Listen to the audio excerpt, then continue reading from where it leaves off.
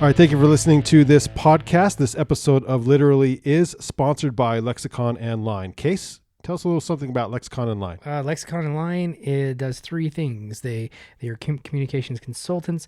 They teach professional business writing and speaking courses, and they are research and data evaluation experts. And you can find everything about Lexicon and Line at lexicononline.com. Please give them a visit, and thank you so much for sponsoring this podcast, Lexicon and Line. This is Case Johnston. This is a Literally podcast. Today we're broadcasting from Banyan 1 inside the Monarch Building on historic 25th Street in Ogden, Utah. We're talking with poet and author Sunni Brown Wilkinson about her new book, The Marriage of the Moon and the Field and Other Things Poetic. And so today we're going to start with a couple of questions. And I was thinking about this on the way in. And I haven't asked this question in a while, and I don't know why, but as poets... as a poet, what do you think, or where do you think, and you can take this from any perspective, as a teacher or as just a poet, not just a poet, you know what I mean, or as a poet, not also a teacher, a teacher as also a poet, where does poetry belong today, in 2020, and where does it gather its value? And I know you've probably heard this probably even in the classroom, like, why are we still studying poetry? Why are we still poets? Where do you think poetry in any form belongs in our culture? It's a good question. I think it's one that we need to ask pretty regularly. Mm-hmm. In fact, so I'm doing a couple of classes, Intro to Creative Writing, online right now for Weber State, and a student the other day typed up something in his comments to me about, I hate poetry. It just talks about mundane things with highfalutin language, and I don't see the point of it. And so I guess the response that I gave him would be one that I would give to anyone that would say that, and that is that I think that poetry's like food. In my world, I think everybody can find some poetry that enriches their lives and nourishes them in some way, but poetry, if people don't want to go out and invite it into their lives, there are other ways for them to get that kind of artistic nourishment, so that's fine. The way that MFA programs are moving throughout the country and PhD programs in creative writing, it's a clear indication to me that poetry specifically matters to a lot of people. And it's what has changed many people's lives, and it is like food for them. That's another way I think poetry is like food. It is that kind of spiritual nourishment that people need, but it isn't what everybody needs, So I would say, as far as a place, if people who gravitate to poetry and who live off of it, it's just enriching. And but I think it belongs anywhere. I feel bad that we live in an era where I don't think we understand contemporary poetry very well. We don't teach it very well in the schools. A lot of what high school students learn as far as poetry goes is they learn, like Wordsworth, and then they learn that they have to analyze it, and there's some secret hidden message. And then, of course, they get turned off to that because they can't quite do it. It's like this code that they can't break. And then they get really turned off. So I think if we approached poetry a little differently, we would be a lot smarter with it, and it would be more mainstream. But actually, at the same time, I think it's more mainstream than it's been for a while. You think about how many poetry out loud competitions, how many open mic things that we have, how many poet laureates we have around the nation. So I don't know where it belongs, but I know where it is. And I think it's in the hearts of the people that really need it and seek it out, and it's alive and very well in many, many communities nationwide. So. Yeah, I agree. And the question came up just because I had a student she's a high school English teacher, and said that she bumps up into that every single day. I mean, she bumps in, not with poetry, but with the classics.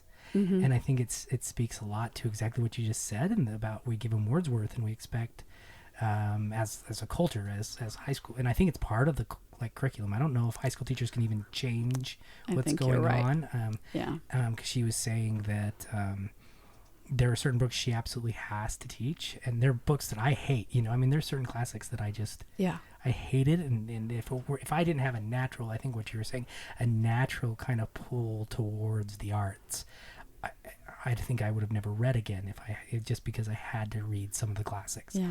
And I think you're absolutely right in the sense that if they listened to or read or were introduced to contemporary poetry, their hearts might be opened up, or there might be more. Like you said, some people don't want that type of nourishment, but maybe there are some out there that need it but don't know they need it. Yeah, or would like it, and Or would be really it. surprised at, because there's such a wide range of contemporary poets that I think you could find something that everybody liked.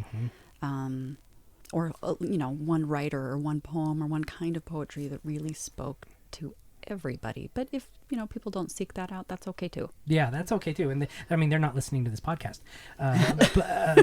so that's okay. So we can just talk about that. Right. But it's a good. I love your answer in the sense that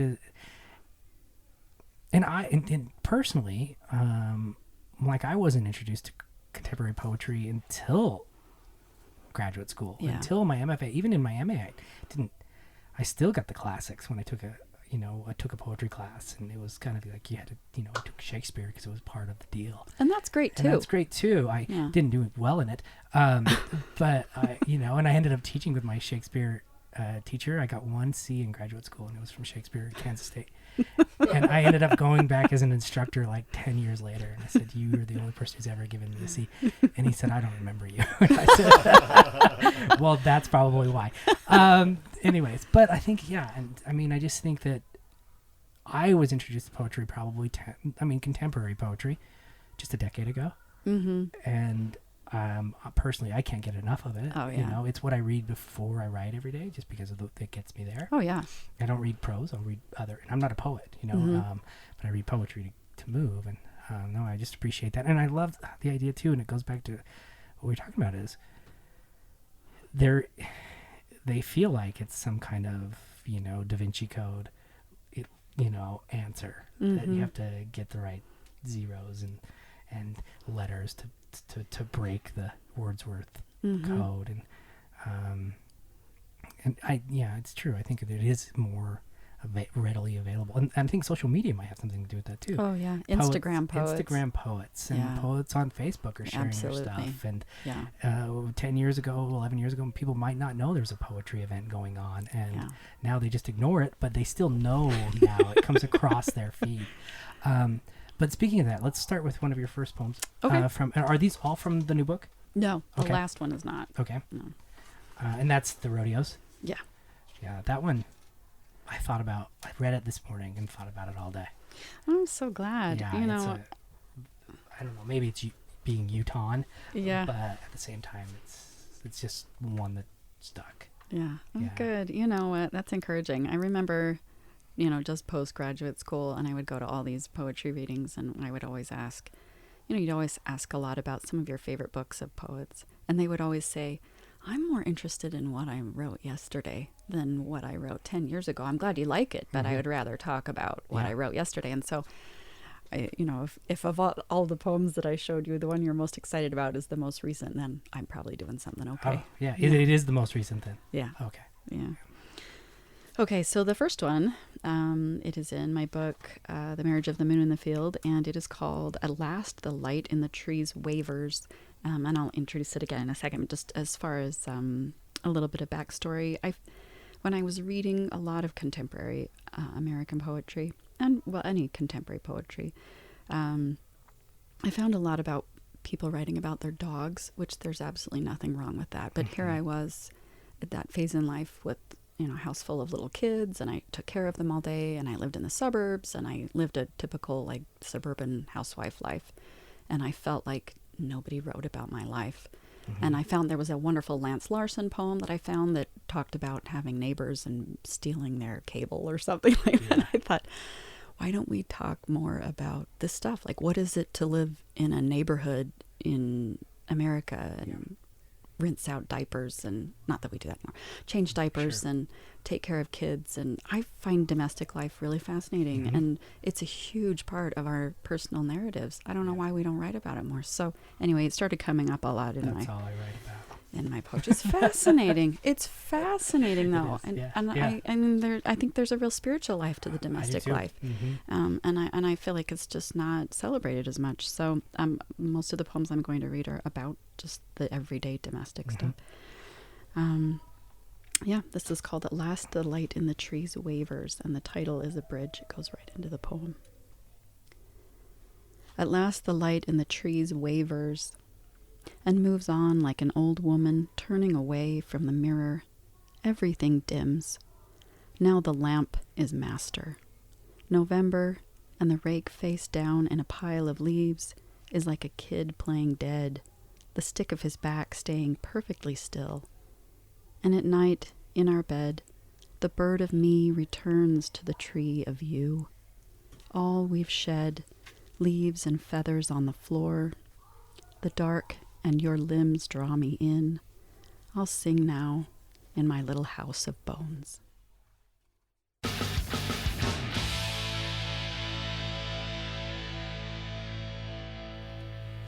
If we look at and at night in our bed, the bird of me returns to the tree of you. We've shed, leaves. And so this is married life, right? And people joke about it, but it is a weird thing. It's a weird sound when the kids have gone to sleep, right? And that's what that makes me just personally think of, is that moment where it's us again and we've kind of forgotten who each other were after a long day, and then climb in the bed and the house is quiet, at least for a moment, until somebody yells and screams out, where are you, Mom? Right, of course. And with this one, it feels like we start at last the light in the trees wavers and moves on like an old woman turning away. And is that where we start there? Are we starting like early? Are we starting? I mean, where is that? Is this chronological, or is it more?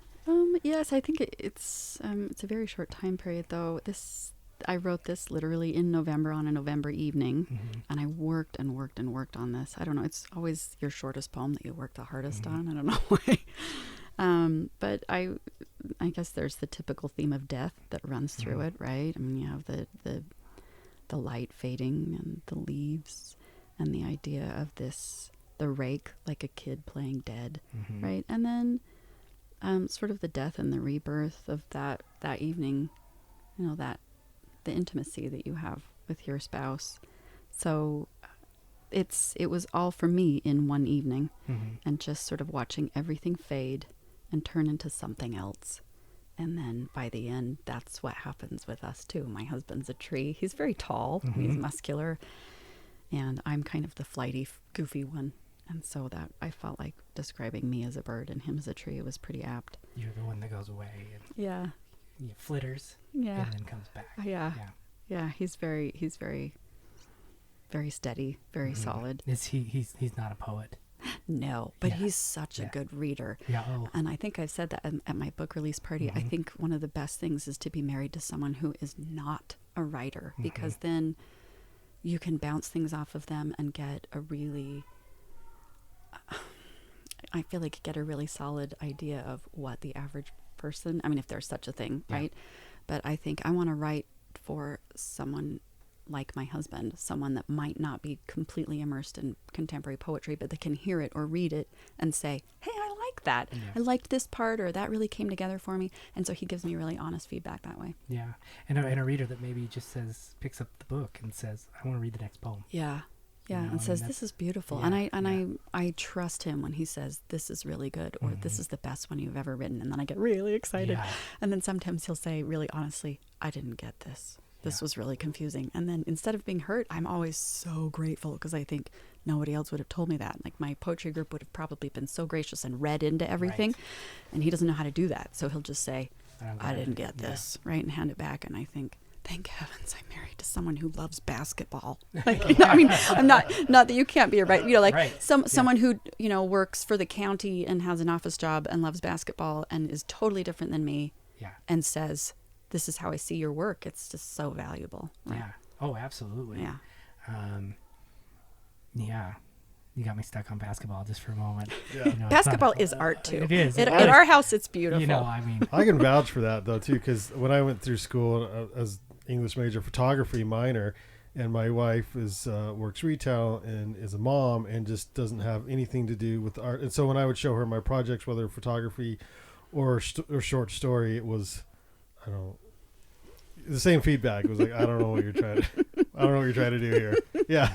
But if I was able to impress her, then that meant something. Yeah. Like, oh, okay, now I'm on to something. Yeah. So Yeah. it is interesting feedback to have someone that close in your life be able to be very, real with what you're doing. Mm-hmm. yeah. I'm in the opposite position. Mary has a graduate degree in literature and women's studies, and she doesn't say, I don't know what you're trying to do here. She says, I know what you're trying to do. That can be valuable too. And you're failing miserably at it. And she doesn't say those words, but she says, I know what you're trying to do. And it's usually, and you're trying way too hard to pull it off. I find that if I'm failing in some aspect, it's because of that. It's Yeah. because I have overworked it and I yes. have tried too hard. And I feel like we don't trust our natural instincts. And so it's really nice to have, even if it's not a spouse, like a close friend or family member that can say, I trust you, but you're not trusting yourself enough, right? Yeah. Pull back a little bit and just let it be what it needs to be. Let it be what it is. I went through something recently and I sent a whole manuscript away. And my agent said, no, I'm not going to rep it because you didn't have any fun. That was her exact, wow. kind of her exact words. And You she can knows read me. that in, She knows me. She knows me well. She said, you just didn't have any fun with this at all, did you? And I was like, I was trying to do this. And he was like, Yeah. yeah, Mary said that too. Oh, that's so interesting. Mary said it way earlier. So That's I should never turn interesting. it in. But it was like, you're not having any fun with this. And Yeah. I know what you're trying to do here. You're trying to sound really smart, and you're not pulling that off. And it's basically both of their words. And, the exact, and I'm like, all right, here we go. Start over. All right. Next poem. Okay. The next one is called Autobiography with Birds, and it's pretty self-explanatory. I have a younger brother, Riley. We had a parrot when I was growing up, and they ended up in this poem. I think that I think we have individual lives that are just so fascinating, and I love dropping in details from our individual lives in poems. That's one of the first things that I teach students is to make sure that your writing is completely authentic, that we have sat with you, we've had some experience with you, we've eaten what you had for breakfast, right, with you, or we've smelled what your apartment smells like, or that we have touched the infinite detail of your life in some way. So anyway, this is packed with that. This is called Autobiography with Birds. Willow Park shrouded in a dusk that hushed the monkeys. I heard the peacocks shuffle their wild feathers, their tiny fires of noise like flamenco's castanets. Our family's pet parrot learned to cry like my brother Riley. Even when Riley was gone, we heard him crying all through the house. Haircuts on the back porch and towels around our shoulders, ears glistening. 1 month later, robin's nest rimmed with fine white hair. After winter, my father pruned the Macintosh the sparrows loved, their chittering high up like children playing house in a world of trees. In the years of aloneness, my unborn children came diving, drinking summer's sweet dark under the bridge. I mistook them for swallows. Fireweed, bicycle, Alaska, that summer the terns haunted one curve in a gravel path, a nest in the rocks, and a mother fighting for all her lives. September, my son and I bury the limp finch in a shoebox filled with black-eyed Susans. We cradle its head a moment before the darkness comes. I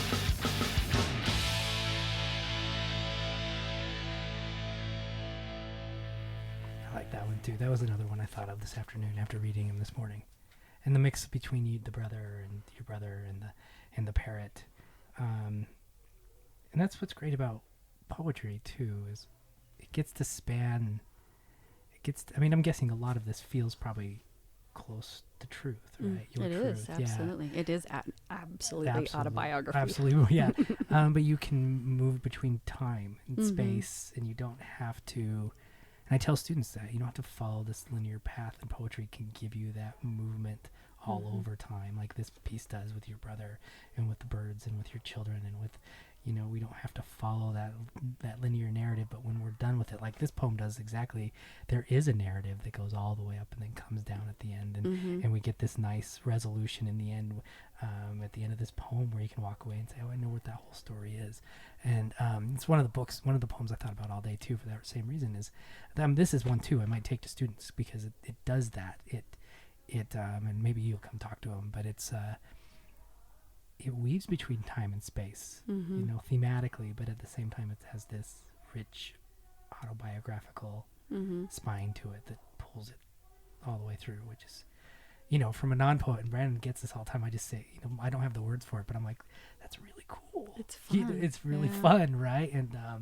And like, if you read this in high school, you'd be like, I like this poem, and if more young people could read them, maybe they would.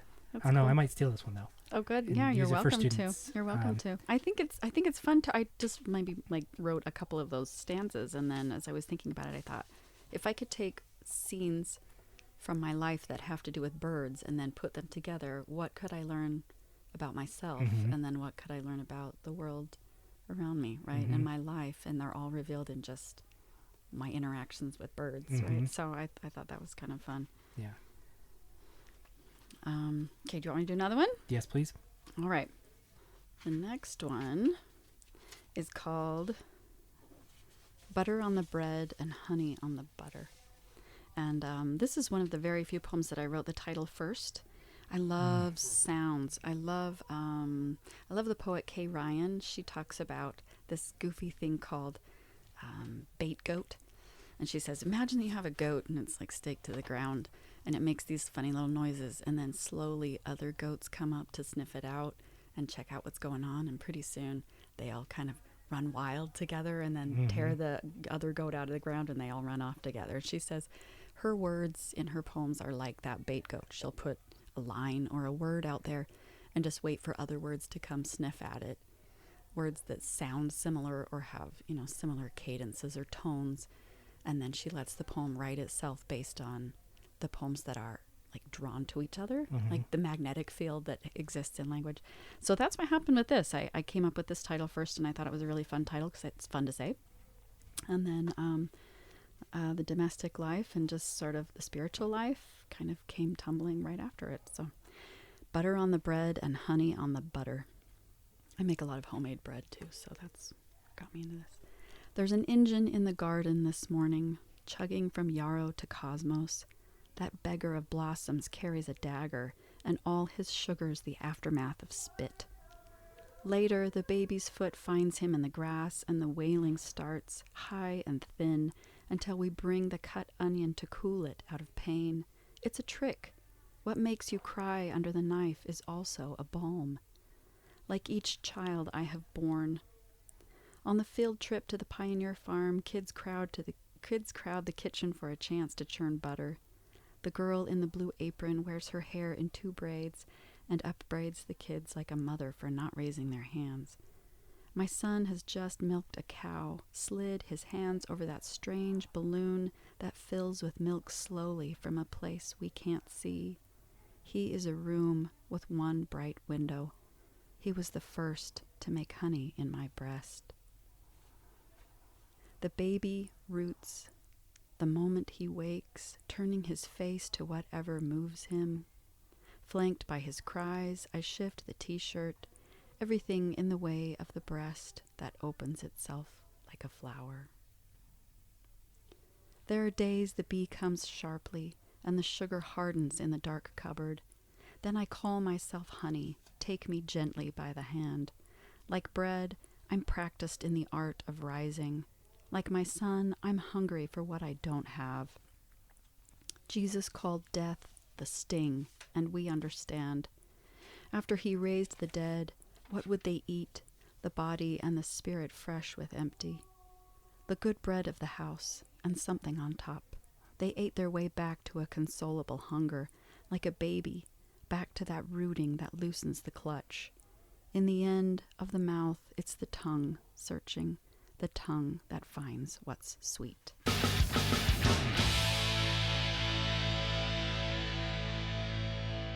With this poem, you said it grew on words. Mm-hmm. Where did, like, for poets, like, where did those larger themes, like, while you were writing it, come in? Because you get this idea of, obviously, fertility, of growth, of motherhood, of death. You know, the opposite, the sting is the opposite of the bee's honey. The opposite of birth, obviously. When, like, for young poets, when you're forming a poem around just sounds like this one, when do you let yourself kind of jump thematically and follow that kind of thread? That's a good question, and I don't even know if I know the answer. I don't. That's why I asked. It just sort of it happens. I think Yeah. once you're moving on to something and then you realize, for me, I get to a point and I realize we need to pull in something else, because the sound of words can carry you really far, right? And I think sometimes that's enough to do a poem. Sure. Kay Ryan says that's enough for her. Sure. But I feel like that's also, she says that after, you know, a lifetime of experience of sort of also carefully crafting, right? And deciding what is best to keep on the page and where it can go that will be the strongest. So, I mean, you could come up with a poem that's just a bunch of funny sounds, and that might be interesting, right? I mean, I love Jabberwocky, and students always love that. You can just playing with language is really fun and interesting. But for a poem like this, if you're moving it or you're allowing it to go in certain directions, I think trusting when you get to a point that you're kind of running out of gas, that you can leap to something else. You know, I mean, I could write forever about my son as a baby getting stung in the grass by a bee. Sure. But I feel instinctively as I write, like, maybe I want to push that and see what else am I talking about? Am I just talking about, I am talking about this moment because it feels important, but beyond that, I'm also just talking about things that make us cry, right? Things that soothe us. And so the onion comes in, and then after that comes in, then I'm thinking just about my kids and what we did yesterday. So this is what I feel like is tricky, and it's a mystery that I haven't really sorted out yet. But when I was in graduate school, it's something that I worked with so often, and that is, how do you know what to put in the poem, and how do you know what to leave out? And I think there's also a saying that every poet sort of writes the same poem over and over again, because they're trying to figure that out over and over again, right? They have a theme, or they have something that they're trying to solve, and they've done it a number of ways. So I don't know, I guess just maybe part of it instinctively letting language go where it wants to go, and part of it not being afraid to say, I'm going to put on the brakes here, right, and move this direction, or I'm running out of steam here, I'm going to try this direction, and then we'll see where the sound goes here. And I think that can be relayed to writing essays too, like directly, because you can write essays about, I mean, I could write forever about my son, like it's a day with my son, you know, Saturday we had a fun day. I could write about it forever. But when do I stop? But don't you feel like too, you know, as a writer too, there's something, you feel like you need to offer your audience a little bit more than maybe just what happened, right? And explore for yourself why it was meaningful to you. And I feel like that's why we end up with metaphor and going in different directions like this, and then things sort of pile up and create interesting juxtapositions, because in the search for the meaning, you've pulled in things. Yeah, right? And like I said, like you were saying with poetry, it's kind of like, when do I push it? You know, I could stay at this level for a while with an essay. When do I push it and try to connect this to something that people would not feel like it's connected to? But when they're done, they say, oh, I see how those two things connect to each other. But it's great advice for both. I mean, obviously poetry, but then for essay writing too, is when do I stop and when do I? Because you could write you could write a whole book about nothing. Essay wise, but that's not what it is. It's wrapping it up somehow and saying, oh yeah, I get that. So and in that exploration, I feel like you find things that are surprising to you. Like I would never sit down and think, okay, map out how I'm going to write a poem. And Right. it's going to have this element and it's going to have this. It's that image that will make you leap to another image. And as if the writer's surprised and is getting something out of it, then the reader probably will too, right? But if you've mapped it out as a writer and it's obvious and kind of passé, then it'll feel the same way for the reader. Absolutely. There's got to be that freedom of kind of associative Exactly. Associative exploration. I don't know why this word got me going this way or why this scene pushed me this way, but it did, so I'm going to let it happen. And I think a lot of new writers will just say, I'm going to tell this story and that's it. Right. And if something else pops in, then I'm going to clamp down on it because it's not that story. But then, like you said, when you're in the middle of it, you're finding something out about yourself where you didn't expect to find it, and then that's your beautiful poem, right? And so, I think it's great advice for poets and for essayists listening, especially my students who I make them listen to this. So, like I said, language has magnetic qualities and sounds just like music, but images do too, right? And I mean, there are lots of things that if you let those natural things happen in your writing, it's a lot more exciting and enriching. Yeah, it is. Rodeos. This is okay. Last poem. And this is Rodeo. Rodeos. Rodeos, again, the Utah in me coming out. No, it's okay. We have lots of rodeos. We do. Not just one rodeo. Well, there's the big one, right? But here in Ogden. Ogden, it's a big deal. It is a big deal. It's a really big deal. And it's always so dang hot. It is. We couldn't go for the first 5 years of Lucas's life because he couldn't stand the heat because he's so pale that he just got so bright red. Yeah. You've got to sit on the right end of the You've got to get the right tickets because if you sit on where the sun sets, it's misery. North side. It's Pro tip, north side. Yeah, it's brutal. Anyways, Utah and Rodeo. But it's still like the hottest day of the year. And it's always the hottest day of the year. Without fail. It's like 104. Yeah. And, we've left like after they didn't even get to the bull riding at the end. Bull riding at the end. Or not even that. We've left before they got to the announcements. You should stay. When Lucas was like 4. Now he's a big kid. When he's old enough, my kids love the whole thing. And then at the end, they do like the crazy stuntman with motocross. Oh my gosh, that stuff is my kids flip out over that. Yeah. So and they're doing flips. He's there now, but for the first 4 years, it was just too. It was just so hot. Yeah. And patience is not a 3-year-old's thing. Yeah, sure. But he's big now. He might. Put him on a mutton and let him bust it. Assigned seats now where they didn't used to be, so you can actually get your seat and then nobody cares about the first half. Oh yeah. You can go late if you want where sunset. Yeah, go with the bulls. Yeah, they do bareback early on. I mean, we totally off track, but yeah. Yeah. It's good though. Yeah. It's fun. It's Utah. It is fun. I feel like fun. It's such a big part of the local culture, right? It is. It's funny. I write a lot about the natural world, but I don't write a lot about specifically Ogden, right? Or, place that specifically. I mean, there are some references to growing up in Logan in my book, but this was a typical, summer night or summer evening on the East Bench in Ogden. And so it was really kind of fun when it came out to me. I thought, if you were from Ogden, right? If you've been here for the Pioneer Days Rodeo, you get it, right? And there are tons of references to Ogden in here. Yeah. So it's kind of fun, I feel like, to say, hey, I'm going to celebrate this quirky city where I live and the beautiful stuff it gives you. So. You'll talk to people, especially people who know anything about rodeo, and they talk about Ogden. I mean, all over the country. It's a big stop. A big deal. Yeah. But I thought about this poem all day. I think I read these. I don't know what time you shot these to me. Probably about 10. Yeah. And I thought about this one all day for many different reasons. But let's hear it. Okay, it's got a sad ending. I feel like. Yeah. I try to end hopeful, but I'll tell you what, it just doesn't happen. Sometimes it doesn't happen. The poem just again ends the way it ends. Just like essays. Yeah. Sometimes you just have to end where it actually really ends. Yeah. Rodeo. Tonight is a rodeo night.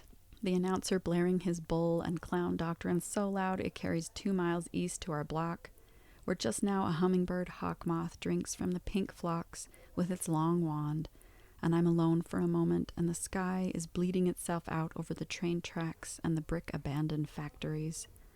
The lights of the carpet store by the mall flicker carpe, and I wonder just what I can seize. The homeless shelter bearing some saint's name fills up every night and fills and spills downtown next morning. Wings of strange creatures brush our flowers while we sleep, and a hapless moose wanders a schoolyard before it's caught, tranquilized. Everyone's looking for it, a warmth, a softness in the belly, in a bed of grass.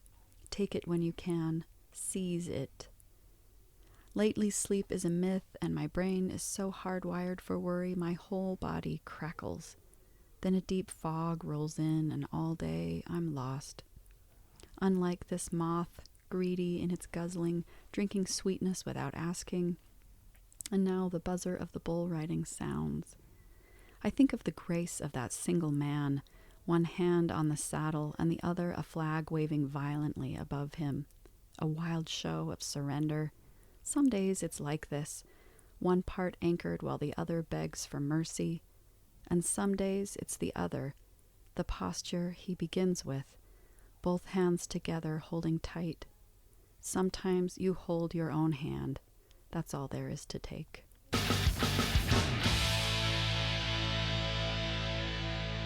In this poem, I think why it's had with me, just personally, just talking about what we talked about from the very beginning, and that was with students, you tell them to give us those concretes, things that are concrete that can tie those larger concepts like that you bring in here, particularly at the end, these larger thematic human feelings that we all struggle with. But without those concrete details throughout the poem to anchor us to the stuff that makes us human, the daily life, those bigger themes don't come across this way, because the hand at the end, if you were talking, you go into this great detail about the bull rider and holding on, and having that grip, and in the mind you're thinking, well, that's all about kind of being, that's muscle, that's stuff that we can see. And then at the end we get the you hold your own hand, where of course you mean this very, very just like spiritually, or you mean this like abstractly, but it's the previous hand on the riding the bull that makes it so kind of a mix between, or a tie between that abstract, which I think that's what stuck with me on this one all day, was we get these sounds and when you get these noises and we get this fun, and then at the end we get this really kind of heavy ending. It's heavy, but without all the other stuff, we couldn't have gotten there. Like if you start, like this, if you would have started there at the end, it would have been a totally different poem.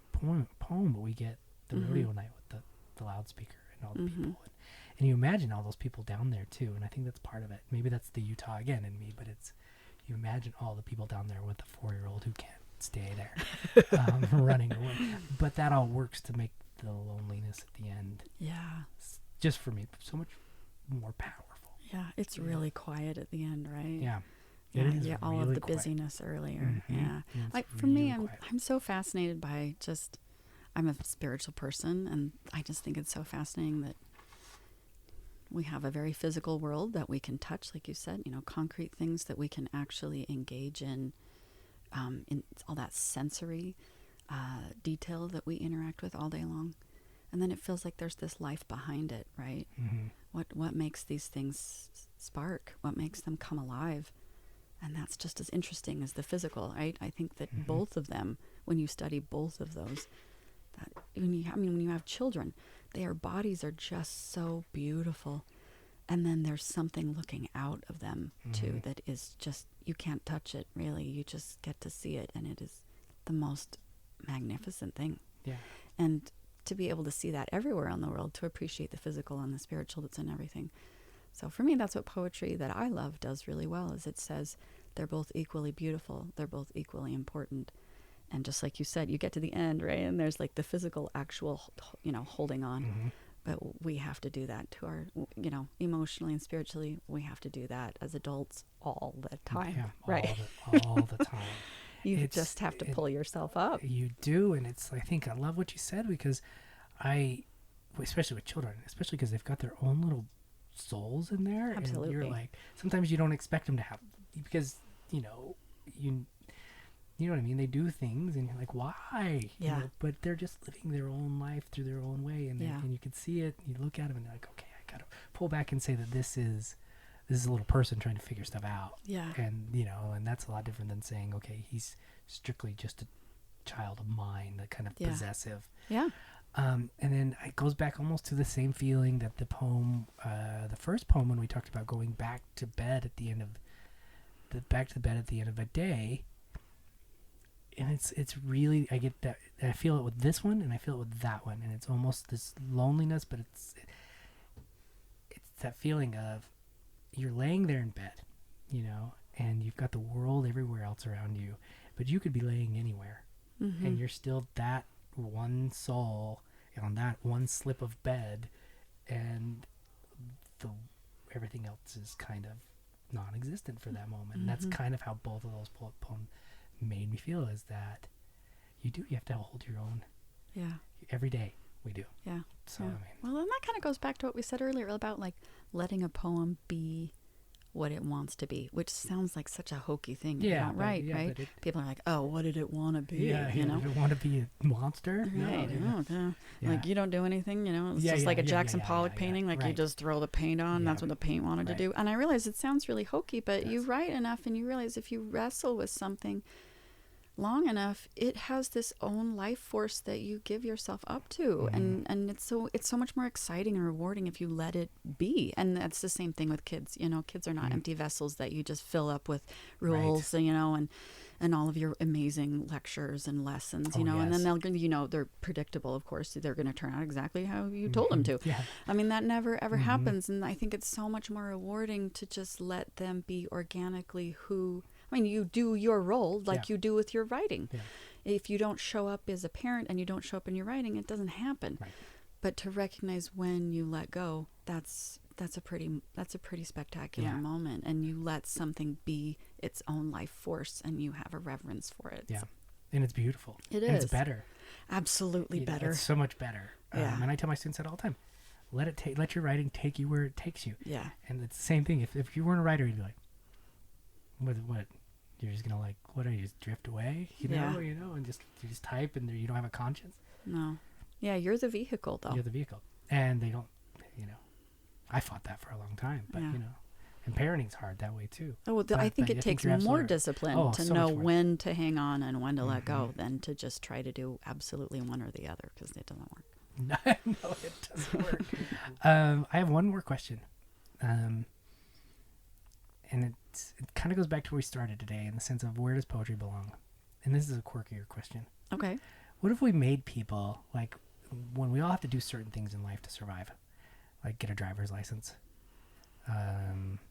like check out at the grocery store, what if we made everybody who needed to go get a driver's license not only take the test but read poetry first? I mean, so great. what would this world be different? And it's a quirky question, but I actually think I really it would, like it. I think it would be different.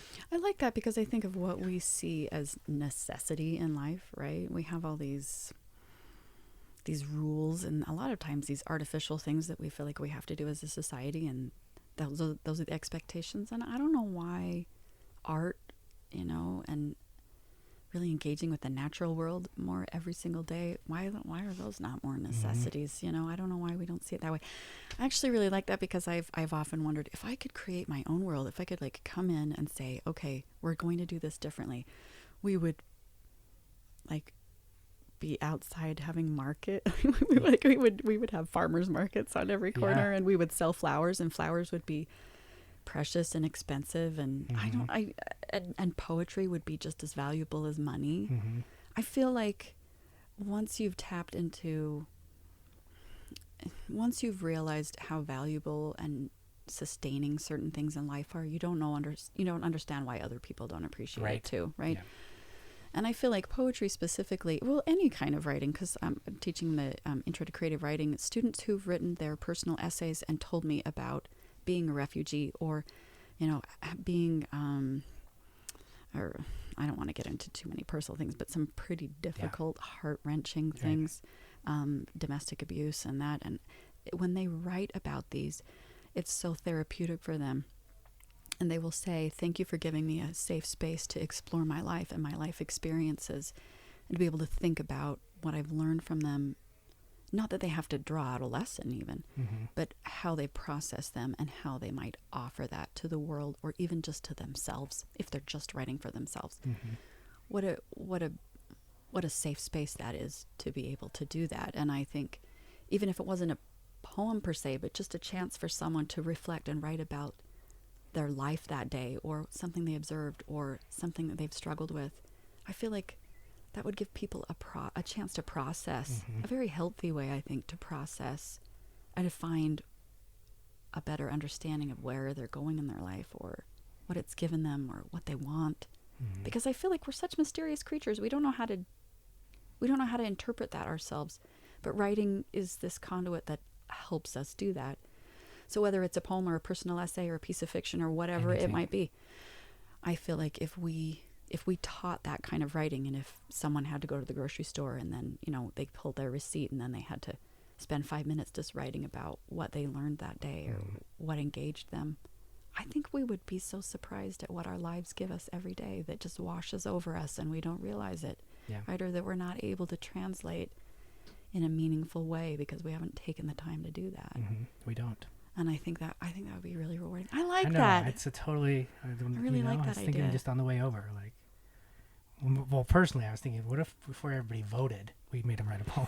Oh gosh! But then I said that's just a bit too political for this podcast. Except that I wonder if we would be more reflective about that vote that we cast, or read a poem, or whatever. Yeah, or just to think about. Yeah, that's what I was thinking. What are the consequences of our actions, and really be more thoughtful about what we do. I think that would.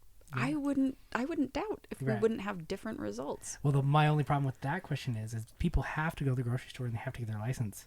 Not all of us vote. So it would be only the people that really take the time to go do the thing. Yeah. Where they're actually thinking about it, no matter what side they're on, they're thinking about it. It's for the other 70% of our country that doesn't show up to vote. They won't even get the poetry. Yeah. And empathy too. I think if you read something, maybe understanding other people. Absolutely. That would be, good. Yeah. Anyways, thanks so much for joining us. I'm Thank you. glad It was we really got fun. through it. Brandon is over there. Hi, Brandon. Hey, Yeah. how are you? Good. Good. He's still thinking about basketball. It's got a jazz game tonight. It's coming up. It's coming up. No, we're all right. Yeah. But this is Case Johnston. This is a Literally podcast. Today we're talking with Sunni Brown Wilkinson about her poetry. And thank you again for joining us here at the Monarch at Banyan 1 in February. Yeah. All right. Thanks.